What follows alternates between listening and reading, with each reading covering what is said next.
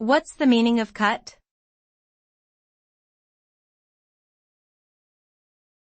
Cut.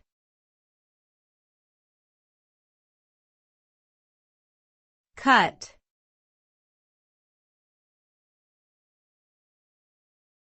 Cut.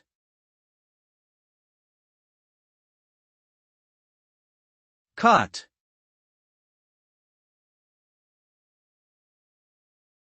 The meaning of cut can vary depending on the context in which it is used.